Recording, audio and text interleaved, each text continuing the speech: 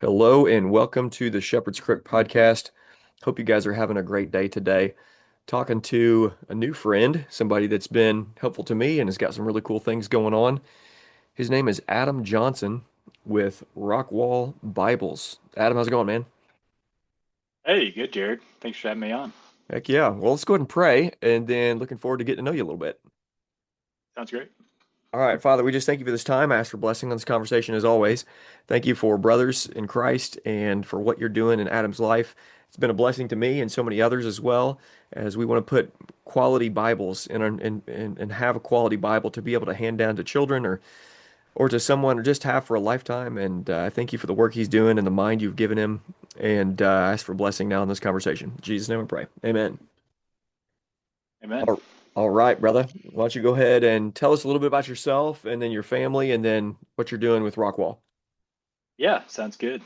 Uh, so my name's Adam Johnson, and I live in Ozark, Missouri, and I was born and raised here. And except for a short stint in Kansas City of about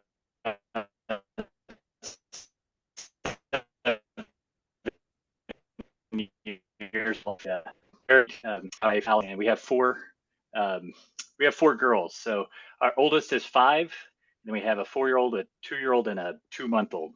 And so just kind of in the daily grind right now of taking care of the little ones and making Bibles and doing all that. So I started Rockwall Bibles.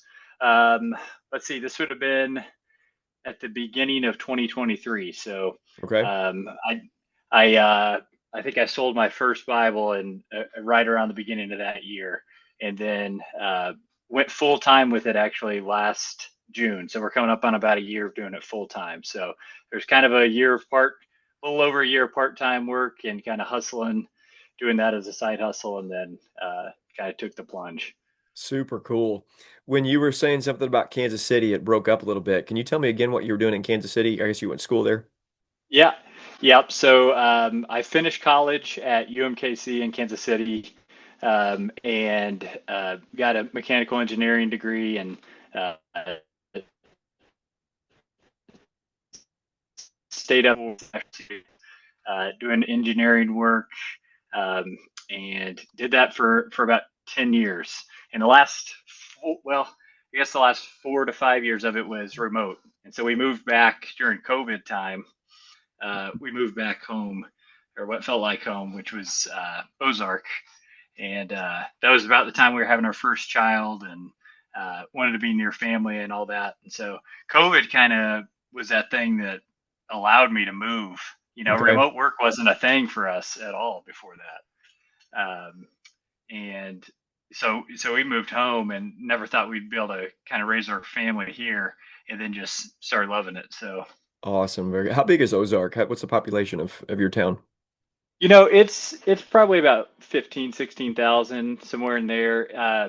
Springfield, Missouri is the closest, sort of we're 10 minutes away from that. So it's a suburb of it, and it's about a 200,000 person city. So, Right.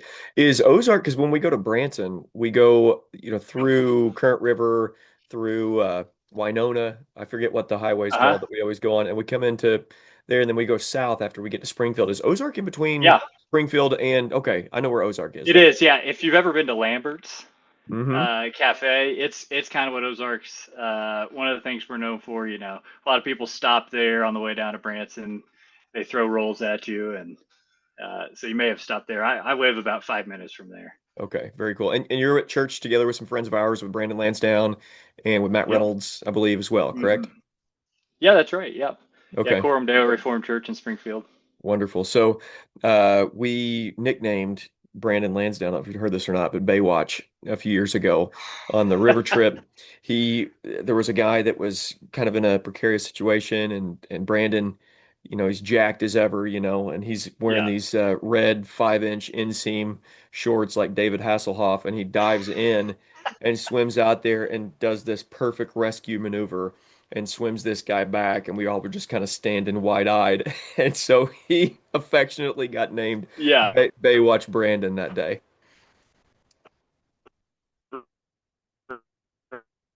heard that. So I'll have to bring that up to him next time I see him. Definitely, definitely. Okay, so you've got this engineering degree, you're doing work in engineering. What happened where you started to think, I like leather, I like the Bible? How did the whole beginning stages of Yeah. Rockwell Bible start? Yeah, sure. Yeah, it's like it's one of those things, I was in a professional career for a decade, so it's not like I was really looking for something to sort of take its place. I was happy, actually. This was exactly what I wanted to be doing. I was doing, I was in a specialized field of finite element analysis, which is just a super niche, even of mechanical engineering. And so, uh, what happened though was whenever we had our fourth child, or actually this would have been our third, we would get 4 weeks off of work. And during that time, I just was kind of looking for something to do. It was the dead of winter. And of course, I'm helping with the kids and all that, but there's some time there. Yeah. and uh, and so I was looking for or just came across Rebound Bibles um, on some social media, and kind of thought, oh, maybe I could try that. And so I ordered some very basic tools and, gave it a shot, and it turned out terribly, but it looked like a Bible. Okay. um, and so from there, I just kind of got the itch, and just wanted to, make some for friends and stuff that were, um, you know, and they started getting a little bit better and all that. And then I got to where it was like, okay, I could probably start selling these a little bit, maybe do it on the side and make a Bible a week or so. Mm-hmm. And I started doing that, and one thing led to another, and pretty soon the wait list was just getting longer and longer, and I had a close to a year long wait list for Bibles, and it Wow. was like, man, I've only been doing this for a year. Um, and partly it's because I'm so slow at it. I've got a whole nother job and a bunch of kids. So they're not going like it's not a factory. Mm-hmm. Um, but yeah, it just kind of just naturally progressed one thing to the next. Incredible, incredible. So some of the challenges I would be thinking through that I'm sure you had to work through is how do I get a print Bible that is going to be to the quality that the leather working on the outside is going to be? Where am I going to go to source these Bibles and get it so that the whole thing is premium and it's not just a Yeah. cheap Bible on the inside with an expensive exterior? So like what were some of the challenges then of trying to find, all your product and then bring it Hmm. together? Because it sounds like Yeah. to me that would be quite the challenge.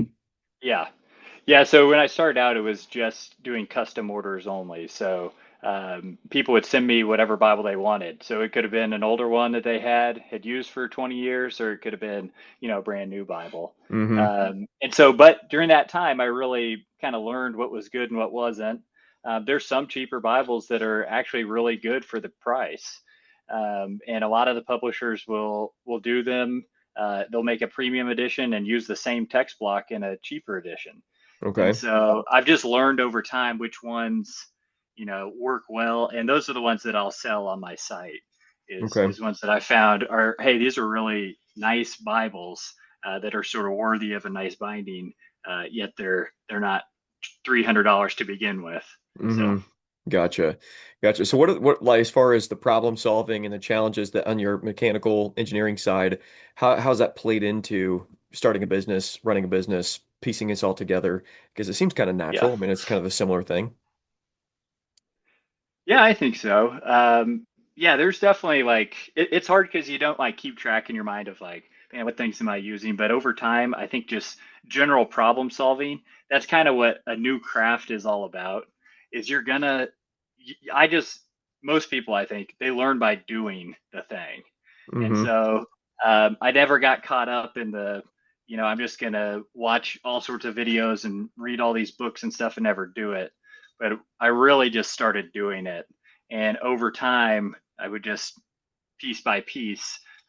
Bible rebinding is about 50 tasks that you have to do, but you got to do them really well each one, or else it just adds up to not a very good product. So Hmm. you just kind of take an inventory of what was working well and what wasn't, and the processes and the tools and finding materials.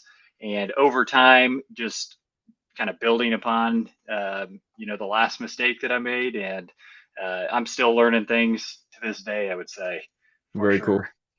A while back, you shared I think it was an X post where you were talking about the expense of a family Bible or just getting a Bible in your hands in Oh, history. yeah. And when you start talking about premium anything, I got some premium knives that I've paid it's a buy once, cry once kind of price. And you Right. buy it and you hold it in your hands and it gives you the fizz and you think, man, this is different. This is worth it. Hmm. And when you sent me the Bible that I have that I've been preaching from, love it. I mean, it's been wonderful. The text block is Oh, good. phenomenal. The feel of it is phenomenal. Everything about it, absolutely love. And it gives you that same kind of premium feeling where it's like, this is the fizz. But there are still some people, probably Yeah. younger guys in particular, that think $300 or $400 for a Bible, that Yeah. seems high, or $300 for a knife, that seems high Oh, sure. when I can go get a Yeah. buck knife at Walmart or something like that. Could you kind of Right. walk through that image, if you remember it, of talking about the history of just the Oh, yeah. expense of the Bible and getting it into your hands and to where we are today? Yeah, sure. So, I mean, Bibles themselves before the printing press weren't really a thing that households had.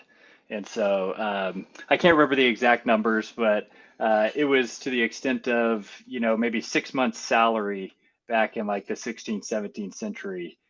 Even after, the printing press was involved, it was a very high expense. And so it was really just kind of a high class type of thing to have a Bible. And it's gradually gone down over time through innovation and different technological advances.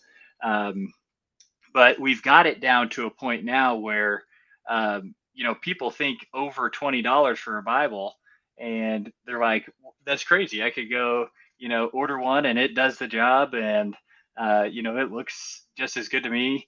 And so yeah, it's a mindset thing of whether you want something, you want to buy something that's going to last you for a long time, or whether you want to buy something that's uh, going to wear out in a few years and you're not going to be able to really pass down.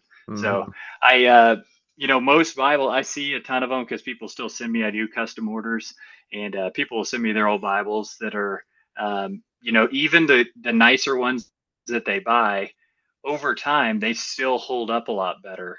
Um, uh, Even the ones that are sort of broken, Yeah. they're worthy of sort of a restoration. And then there's some that you see, and the paper's all swelled up from humidity because it was cheap paper, and it almost just can't even be restored. Yeah. So Right. yeah, it's definitely one of those things. You get what you pay for Hmm. on a Bible, just like it would be a knife or whatever. So Yeah, absolutely. I have several of the Crossway Premium Bibles, the ESV. This is my preaching Bible yeah, that I've used since 2011. And one time I left it on top of my Jeep and I was driving to the church building. I dropped this yeah, and my iPad. My iPad shattered. This was on the highway, and it's a highway with I think a speed limit of 60 or 55 or 60. And yeah. it got ran over. And I got it, and nothing broke. There wasn't a single That is page crazy. that was ripped out.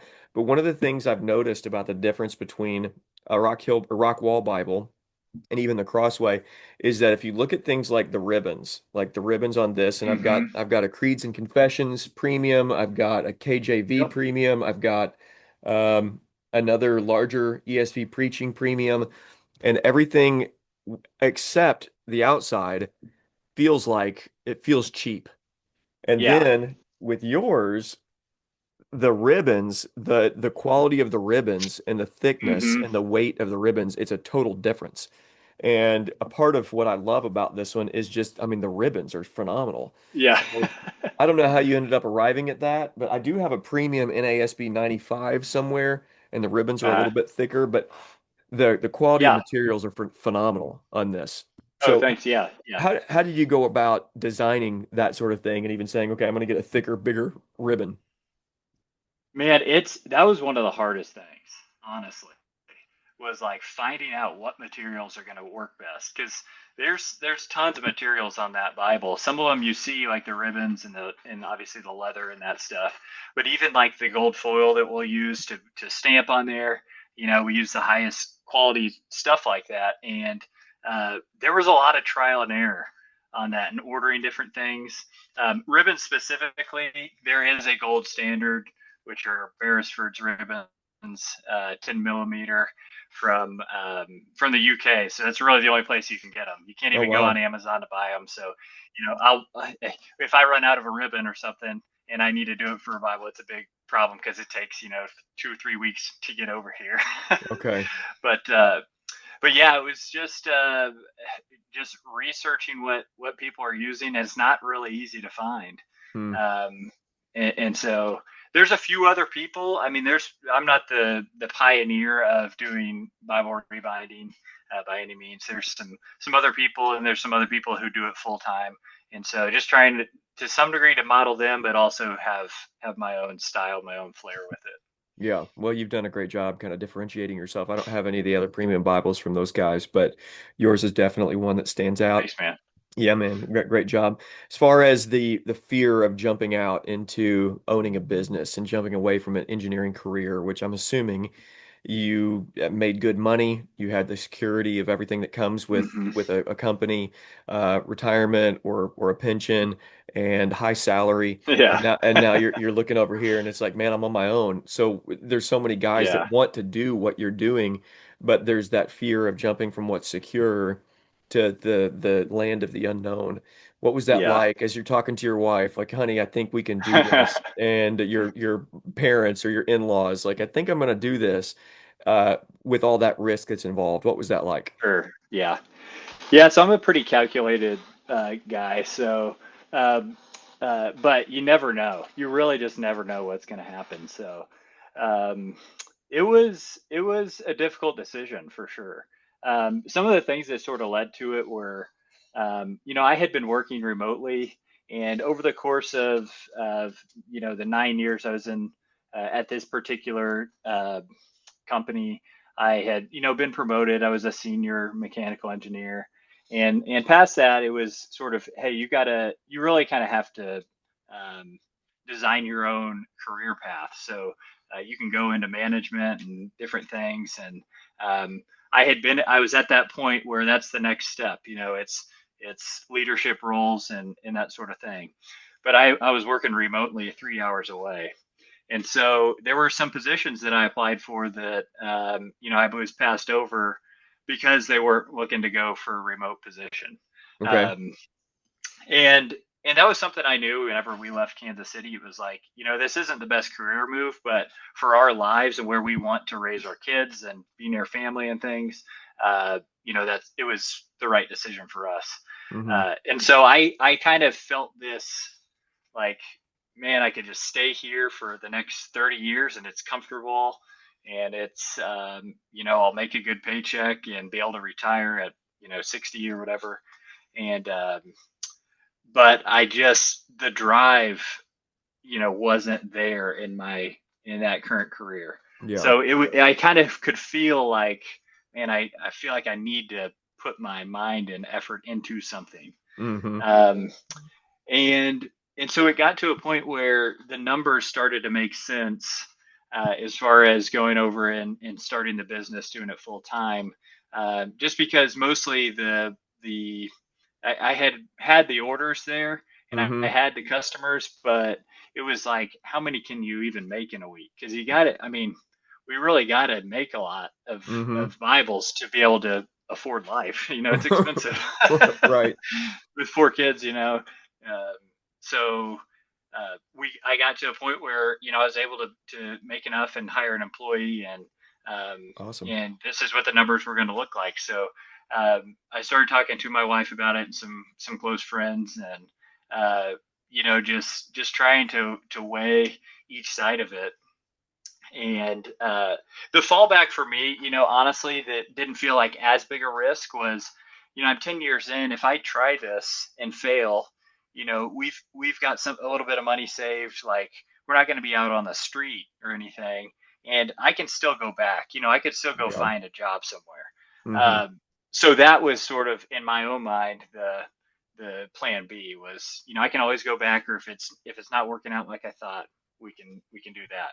If I had been 3 years into the career and just like establishing myself and all that, and didn't have as much, money saved, not as much cushion, that sort of thing, um, it would have been way more difficult. I got to Hmm. say, and I'm not Yeah. sure. I'm not sure if I would have done it doing that. So that's what definitely helped me. Yeah, well, you're in a situation a lot of guys want to be in to be able to build a business, build a company, and also not just working from your home, but the idea of I've got something tangible that I can raise Right. my children up in as well.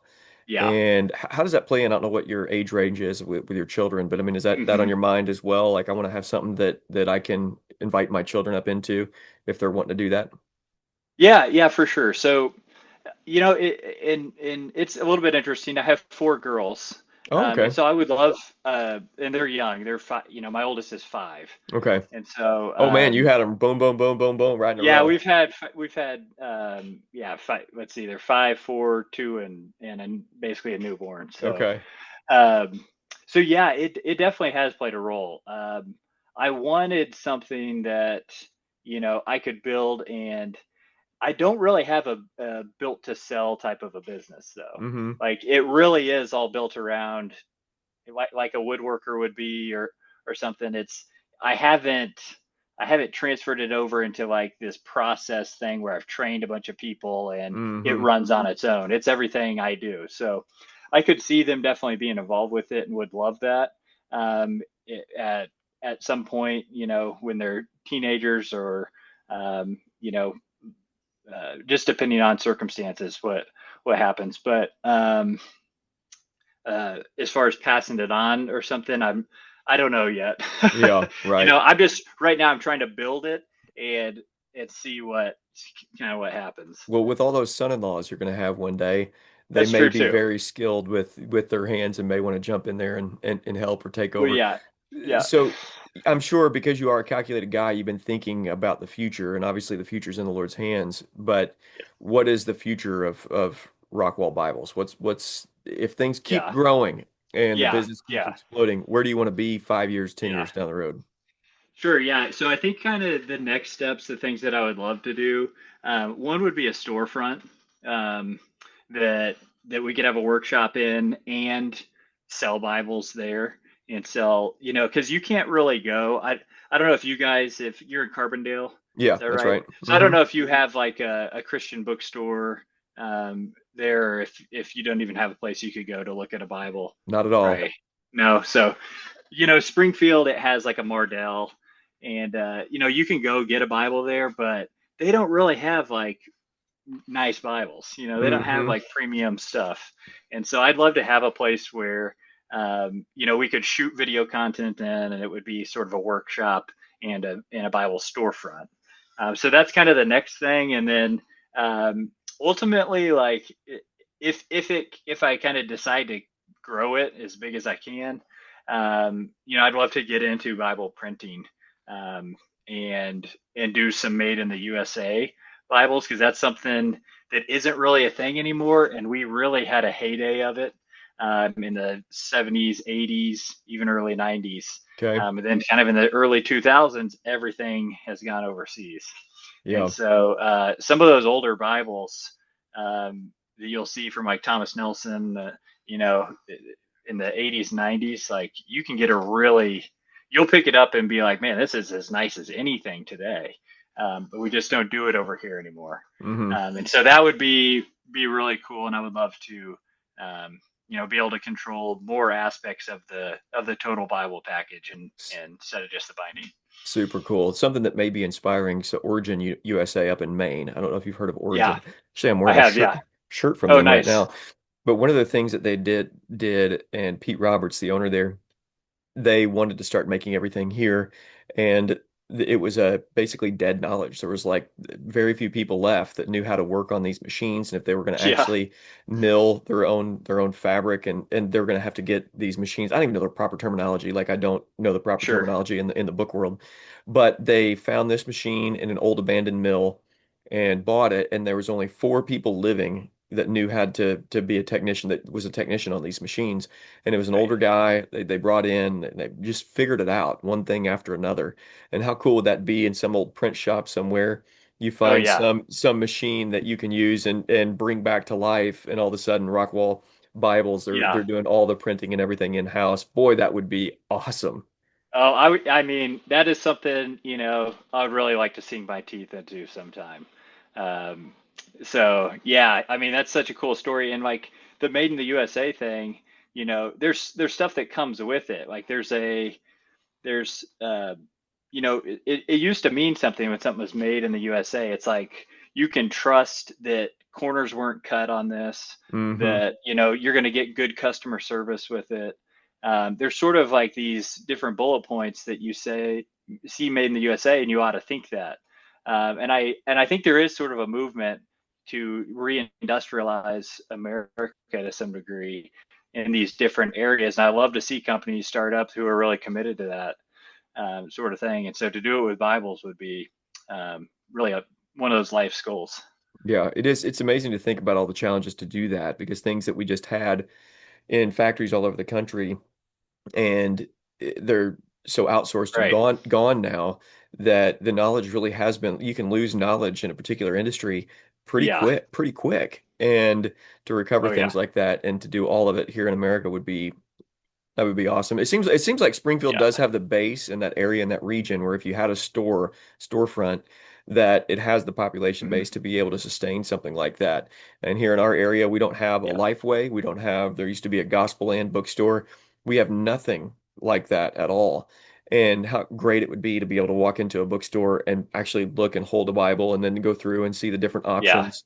And Yeah. and I think younger generations are so ripe for that, because there's this long nostalgia is so in, because there's a longing for the material, the real, and uh Hmm. and I think we're primed culturally for even a storefront like you're talking about. Is that, I guess that's what you're Yeah. thinking about as well. Yeah, I think so. I'd love to see, I'm kind of gathering examples of people who are doing similar things. And you'll see it in different industries, these storefronts who you would think, man, I can't believe that even exists, a storefront that makes duck calls, you know. And it's like, Right. really? There's enough people that are going to go buy a duck call in a storefront? But I think there is something to that. Some people have this like I don't like to buy a lot of stuff, but when I buy something, I want it to last. I want it to be, Hmm.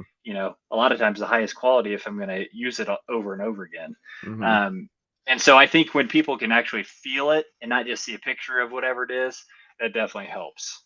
Absolutely, definitely. Well, I mean, it's been a great response, it seems like, on the internet since I've known about you and followed you along, and then I've held the Bible in my hands. I've been watching to see, and it seems like you got pretty good traction on the internet. And how is it that you continue to grow the business, not just locally, but then I guess, is it just through X and through everything Yeah, out there? yeah. So I mean, uh, very few of my orders right now are local. I would say it's pretty much all been social media. Right now, it's just been organic. Posting on social media and doing different things and trying to grow accounts. So, um, there's been a few little things here and there that have like gathered quite a bit of attention. One was, Pete Hegseth was sworn in on one of our Bibles. I don't know if you Oh, I ever didn't see saw that. that, but that was one of the things that sort of was a catalyst for going full time. I kind of skipped over that, but Okay. we were getting a lot of interest and orders from that, and so there's been different things like that. I've just tried to make connections with people and do my best to, where there's something that's going to be mutually beneficial, or we can support a podcast like yours. Love to do that, and um, just build friendships really. Yeah, very cool. And I saw that Doug has one, and then Harbor Freight Doug Yeah. Keith has one, and Yep. there's Yep. several That's right. several pastors out there that have them. I'm preaching from it, loving it, and it's just been phenomenal as a preaching Good. Bible. The one, I don't know what specific Bible you got, where there's no reference, cross reference, Yeah. nothing on it. I mean, it's Right. just super Yep. clean. I don't know what that was, but I love it. It's the LSB handy size. So, yeah, they've done Steadfast done a really great job with their text blocks, and that one that one specifically is printed in the Netherlands, which is kind of the top tier right now of Bible printing in the world. So that's really a good text block. Yeah, very cool. Well, man, you get a hearty endorsement from me from all you're doing. And as far as those that may be interested in looking into your stuff, give a pitch. Why does somebody not just want, but man, they need it. They need a rock a rock wall Bible. Well, here Why do I'll they give one need one? caveat. Don't go into debt to buy one. That's There's a lot of good. people. There's people that'll ask me, "Hey, do you take a firm or something? These can you take payments for it?" I say, "No, don't do that. You sound like Like, a wait, good Dave save." Ram. You sound like Dave Ramsey there. Yeah, right, right. But I mean, if you want to, I think the family Bible is something that a lot of people used to have, and it's not that common anymore. In fact, our culture just doesn't have a lot of heirloom type of passed down items. And I think a Bible that has been used, maybe as you've taken notes in over time, if you're a young dad, maybe like buy a Bible for each of your kids and start writing notes in it. And if you're going to do that, make sure it's one that's going to last. And I can definitely make you one that's going to last a long time, and you'll enjoy using it too. That's another thing is uh, like you've mentioned. I think you have a lot of Bibles, but there's something too, like when you pick something up and it just feels good in your hand, and it makes you want to open it and carry it around the house with you, and just to use it. And I think that's a good thing on a Bible. So I know that's been true for me. So I'd like to encourage people, if that's something you're interested in, Hmm. to reach out to me. Yeah, man, that's so good. And I think in our world, because we look around the products that we have, and from clothing to everything that's in our home, and the things that are cheap, they fall apart, they get annoying, they're not fun to Mm-hmm. use. But the things that we've spent money on or we've saved for and we've purchased that have that material quality and an aesthetic that we enjoy, there's just something different about it. And it's not that Right. we love stuff to a weird degree, but when you have something that's quality, it does something. You enjoy it. And when Mm-hmm. it comes to opening a Bible, I mean, what better thing to enjoy than opening God's Word and not just enjoying the Word, but actually enjoying the Bible that you're reading the Word from. And so, man, you're doing a great job with that, and I've certainly appreciated this. Okay, people want to find out Yeah. more. Tell Appreciate it, tell it man. tell us where to go to find out more. Yeah. So yeah, rockwallbibles.com. That's my website. You can place custom orders there. And then, almost every Friday I drop Bibles. If you don't want to wait um, for a custom order, then uh, I post Bibles to the website. But social media, I'm very active. I'm posting every day on Facebook, Instagram, and X. So you can also send me a DM on there, or adam@rockwallbibles.com is my email. Very cool. And hey, before we go, I did want to ask, I forgot, there was a story behind the sprinkle outside or the whatever it's called, Oh, yeah, the where speckled it's, edges. Yeah. yeah, yeah, yeah. Could you just tell me about that? Because I saw you post somewhere about Sure. that, and that was pretty Yeah. interesting. So go ahead and throw that out there before I let Yeah. you go. Okay, yeah, yeah. So I like to tell people this because a lot of people think that, oh, that's just like it's a decorative thing, which it is. But it must be this new thing that's happening because I've never seen it before. But it's actually it's probably 500 years old when they started speckling the page edges of Bibles. So pretty soon after they started printing them, that was something that they did in order to protect the pages from dust and oil and dirt from your hands or anything that would get on it. And then the speckling is sort of to distract from any unevenness from the page die. So what we'll do commonly, in fact, red was a common color that they used on them, kind of signifying the blood of Christ sacrificed for sin. So it's been very common. It's an old practice to speckle the page edges of Bibles, and it does help kind of provide a barrier from stuff you don't want on the page edges. Very cool. And the aesthetic is cool too. It just looks awesome. Yeah, yeah. Thanks, man.